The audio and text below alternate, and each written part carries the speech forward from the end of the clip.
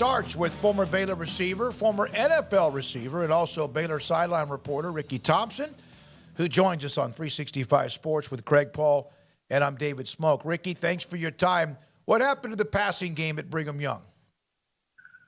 Oh, man, wouldn't we all like to know? I just think that part of that is, we've talked about throughout the year the experience of this football team, but one of those areas that's not experienced is this receiving core.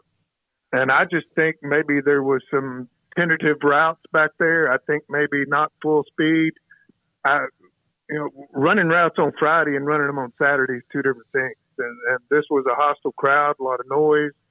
And I think there was some effects of that there. And I'm guessing this week was spent some with these guys about how to run routes, how to run them full speed, how to get open, and how to be ready and make a target for Blake Shain. And I don't know that for a fact. That's just a perception that I saw. And I think sometimes that will create some hesitancy in the QB to let the ball fly. Remember last year, you had a guy named Taquan Thornton, Estrada, R.J. Sneed. These were experienced guys. You knew where they were going to be. You knew if you threw the ball, they were going to catch it. And I think maybe just the case of a really inexperienced receiving core in a really big game with a really hostile crowd. I don't think it's anything that can't be cured, but I just think that may have been a factor Saturday night.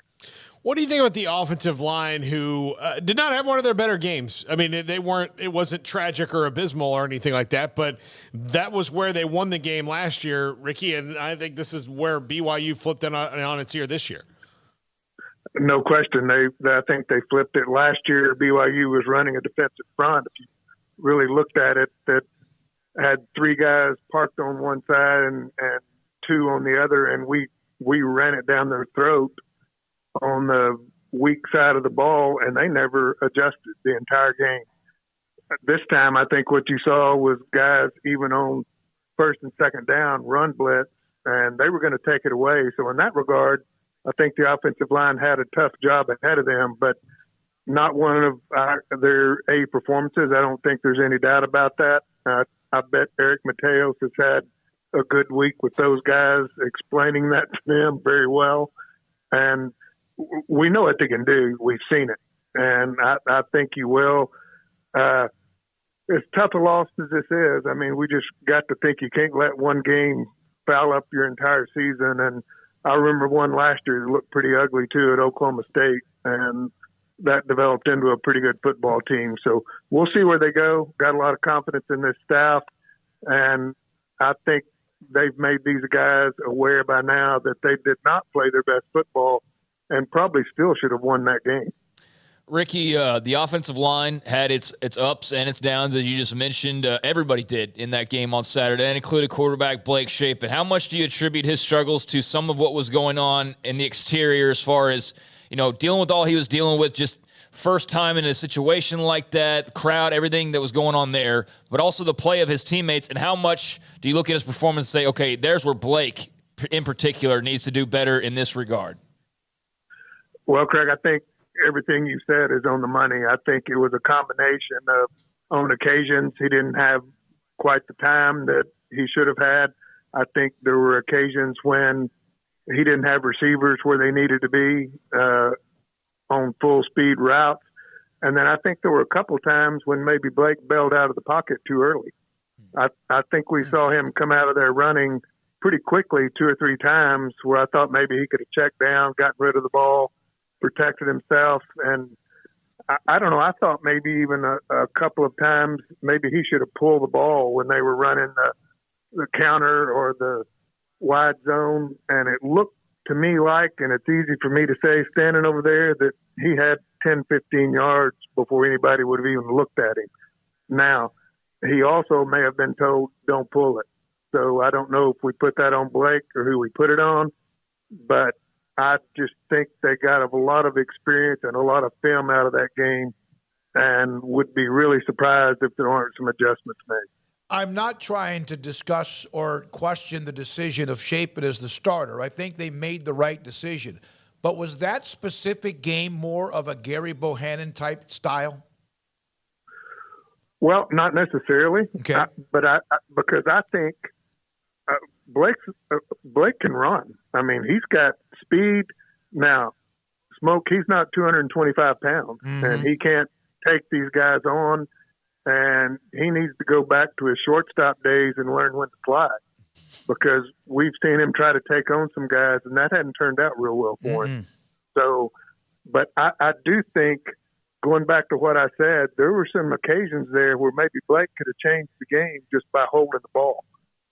Put it in the guy's stomach, whoever it was, Tay McWilliams, whoever the running back was, pull it out, and there was some running room there. And I think the later the game went and the further you got into the fourth quarter, I think Brigham Young was even looking less at that, and they were bringing 7 in the box, and they were run blitzing, and it was going to be hard to run the football, which to me, it's amazing we ran it as well as we did, the way they were blitzing and with our ineffectiveness in the passing game.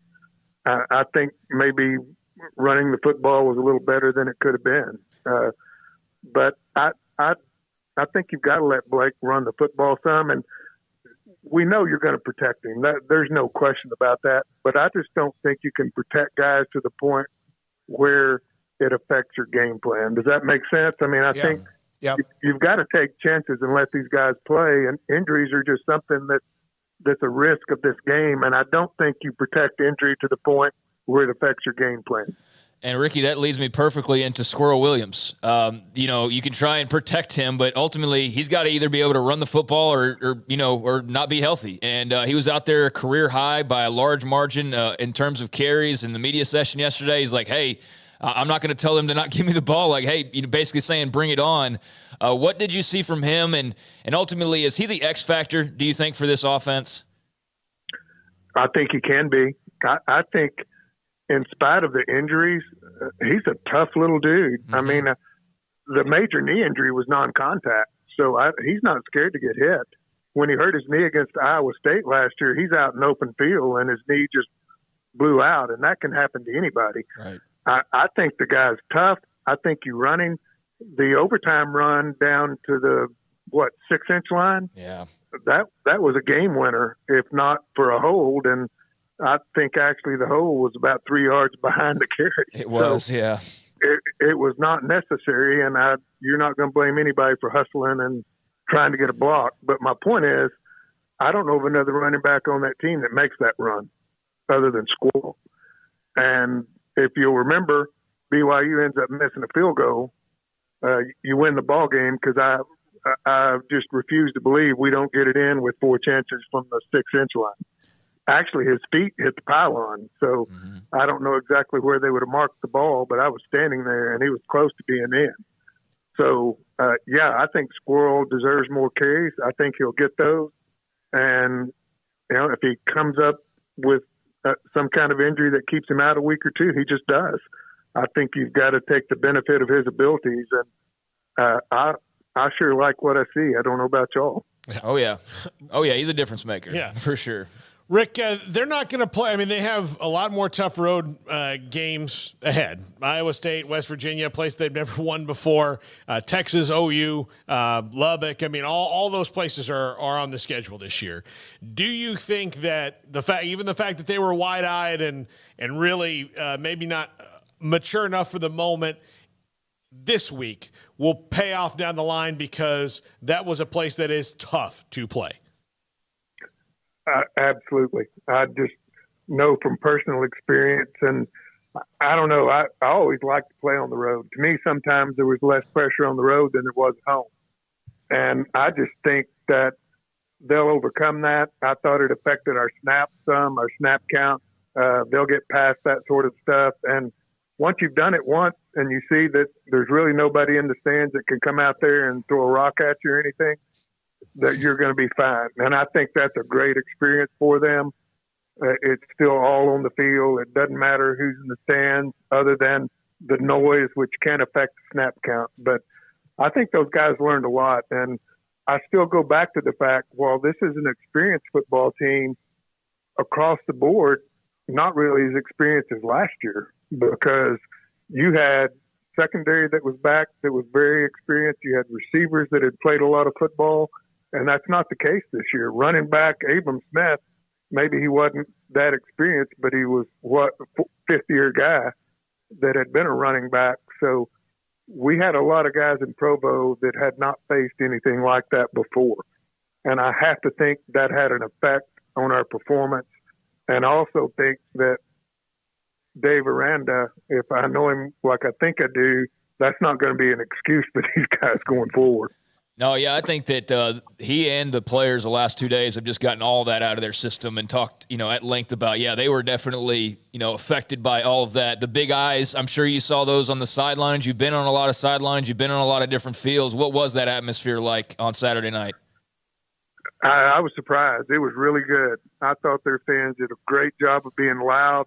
I mean, we're in the second overtime at whatever time it was. It felt like it's 2:30 in the morning, but I don't know that anybody left.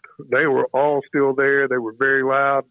I thought it was a great crowd. I enjoyed it. I thought it was a good place to play. Would look forward to playing there again. And I'll say it one more time: as poorly as we played in some areas, we had every chance to win that football game. I thought with 3 minutes to go when we're driving with the ball, I thought we were going to go down at a minimum and get a field goal and win it right there in regulation. I really did. Then first and goal at the 5, second overtime, you score there, go for 2, you win the game.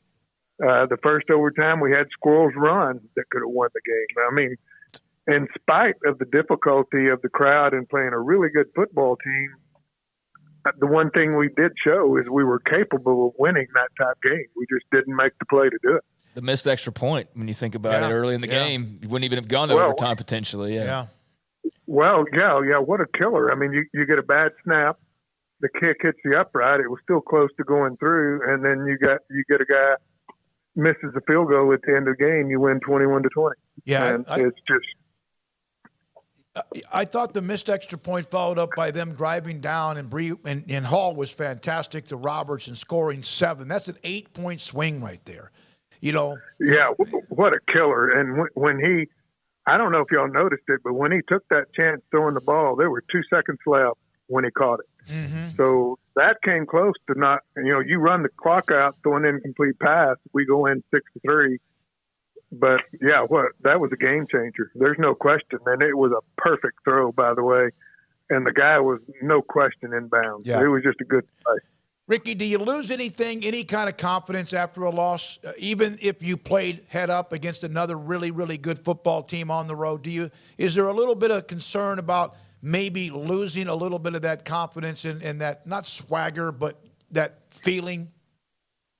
Yeah, there can be. I think absolutely. And I think that's really important for these coaches and these players to overcome that this week. I don't think you can take very long to do that, but absolutely, you're ranked 10th in the nation. You go in and win that, or 9th in the nation. You go in and win that game. You probably bump up a couple of spots because of some other losses. So instead of being maybe 7, you're 17. Absolutely, there's disappointment, and I think you still have a conference race and the ability to be Big 12 champions. That loss had nothing to do with it. And I promise you go back up in the rankings, you start winning football games.